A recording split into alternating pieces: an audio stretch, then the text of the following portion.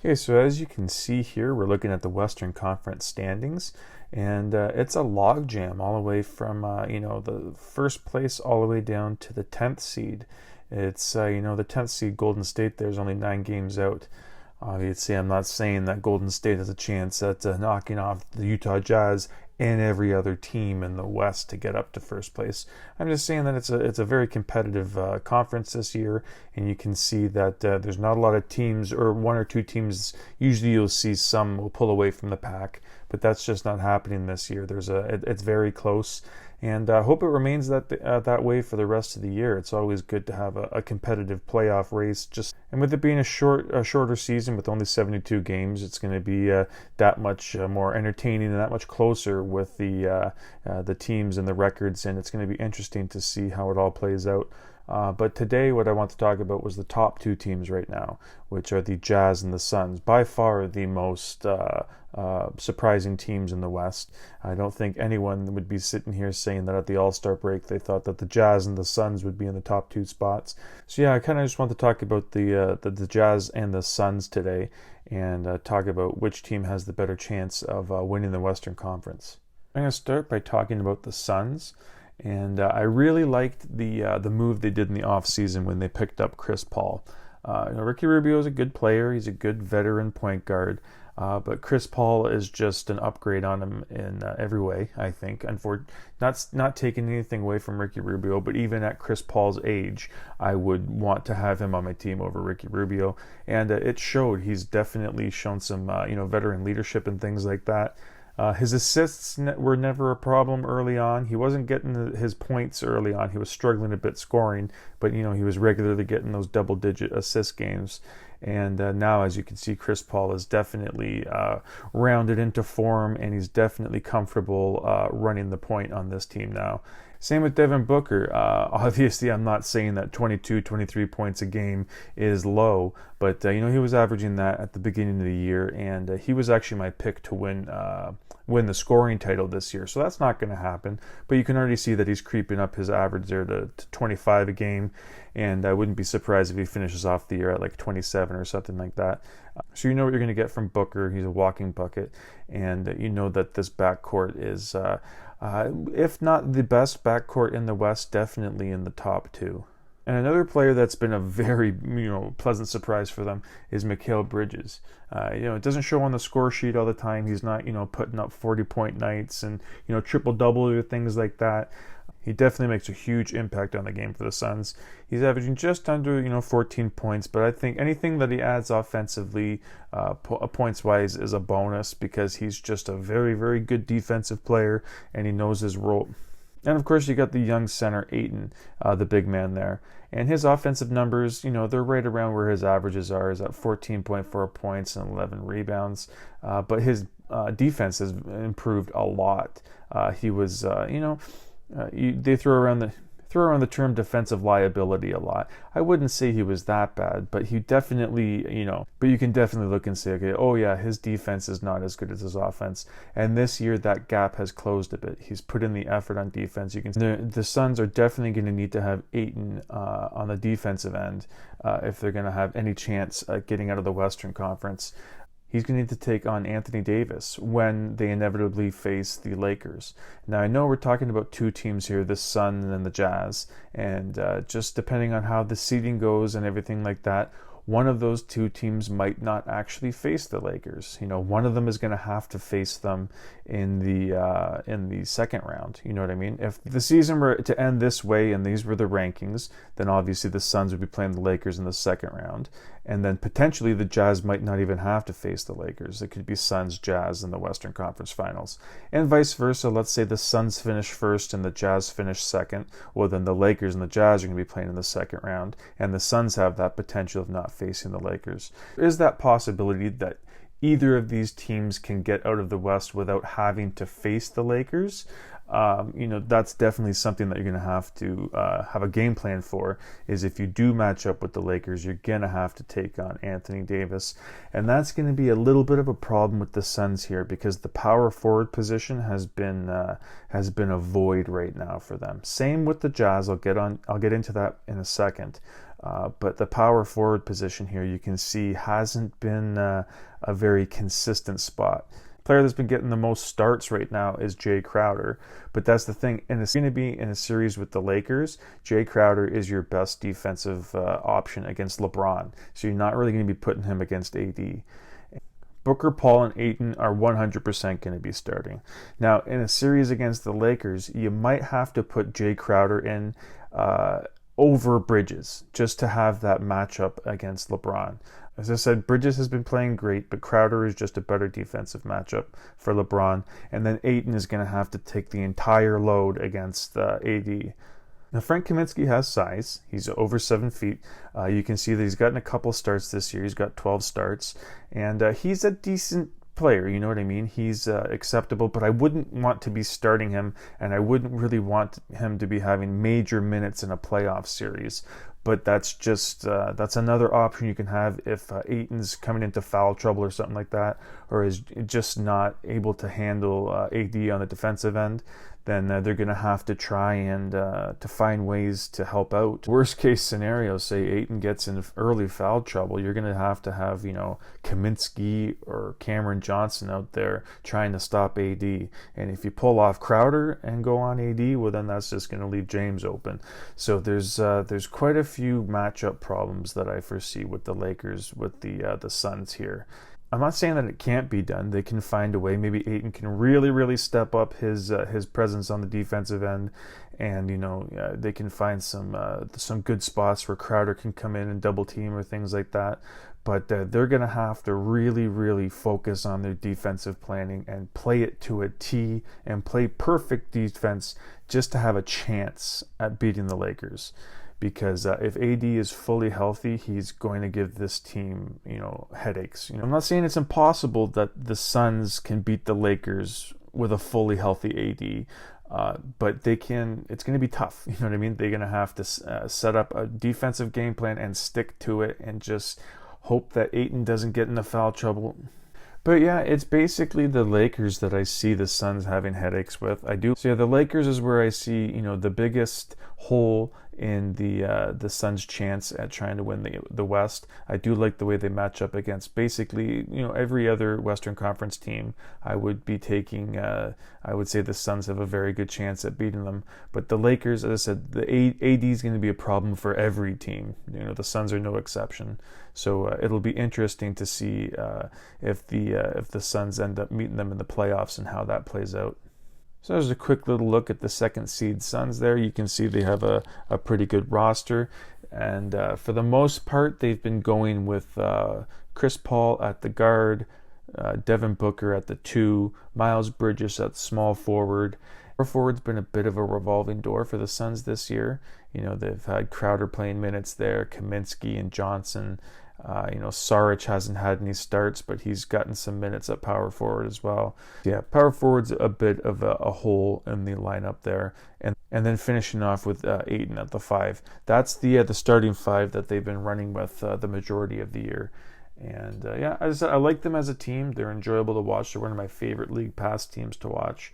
But what I'm going to do now is I'm going to go and look at the Jazz roster here. And the backcourt is very similar to the Suns. Conley came into the year in 2007, and Chris Paul came in 2005. I believe both were 4th overall picks. And they both, have close to the same stats this year. Both are having 16 points a game. Conley's at 5.7 assists. I know that Paul's a bit higher there. He's well up into the 8s with his assists.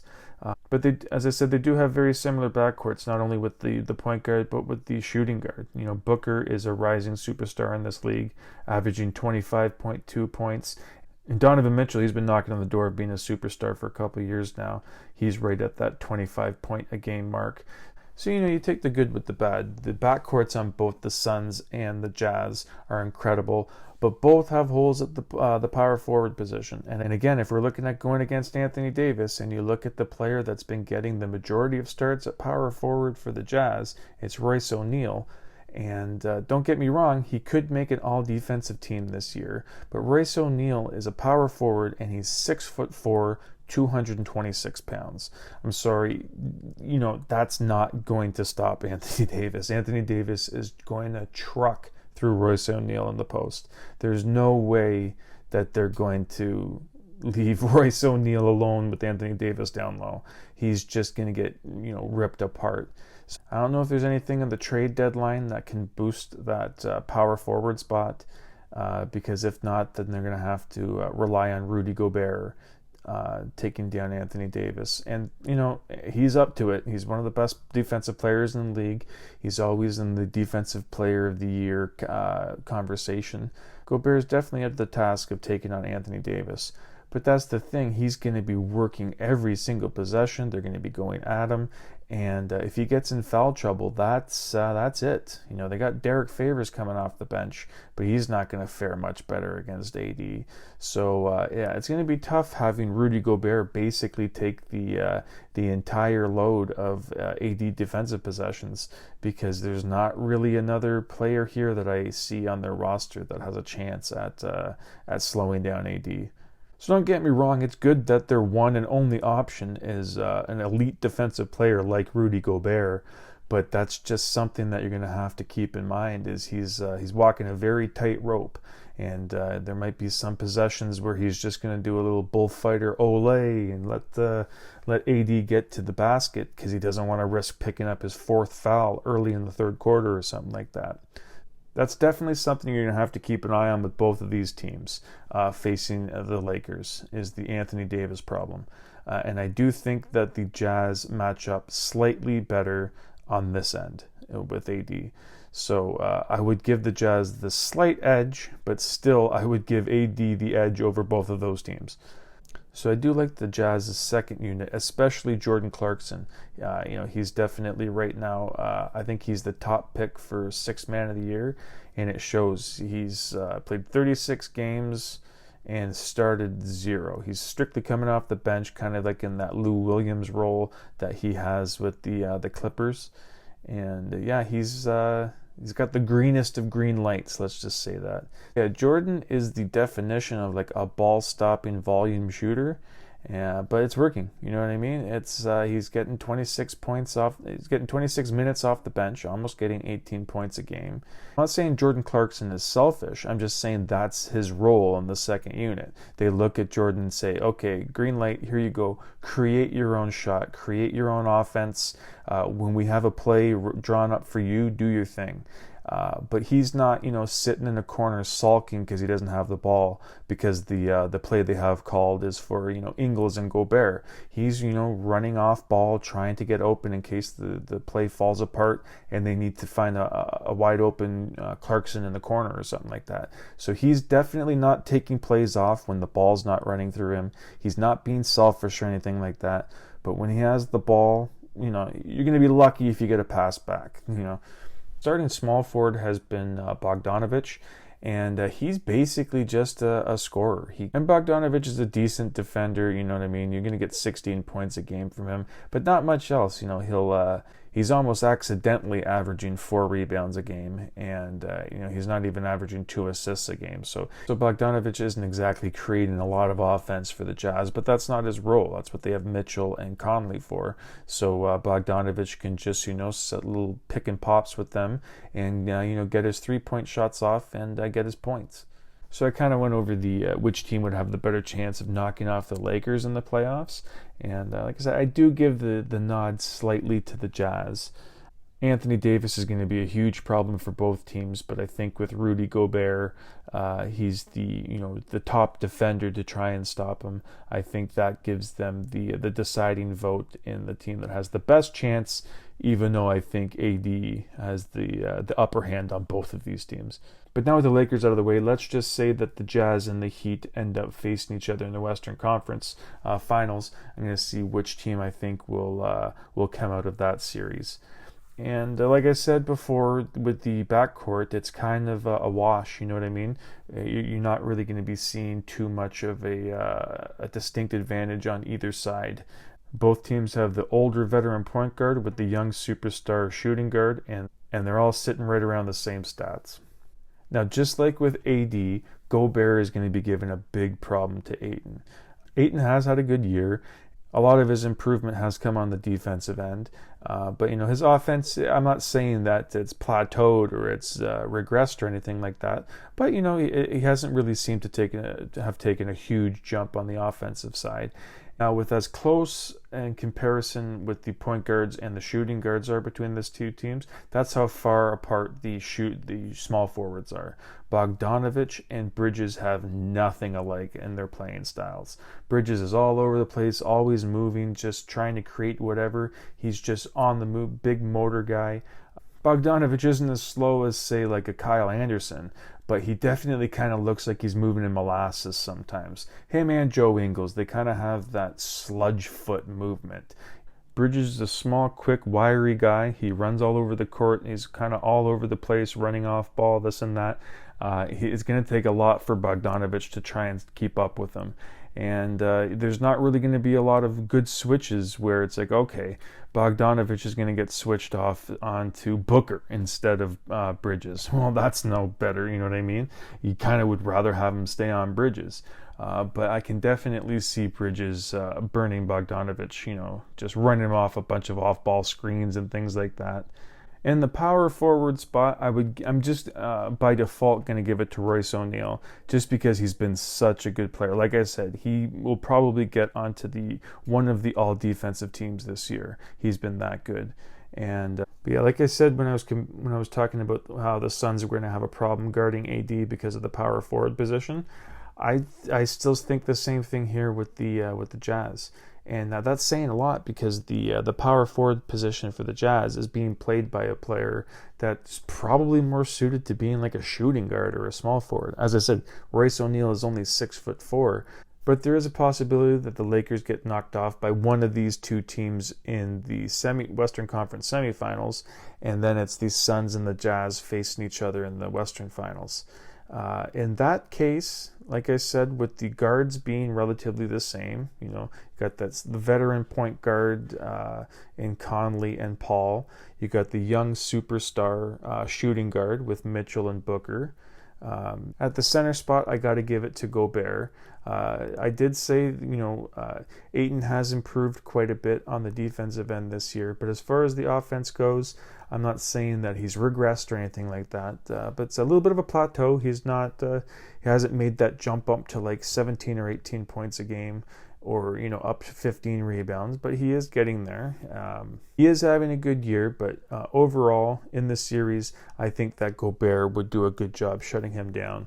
I went over how the power forwards on both of these teams is a little bit of a hole and facing each other. You're going to be throwing Crowder out there and Kaminsky and some Cam Johnsons.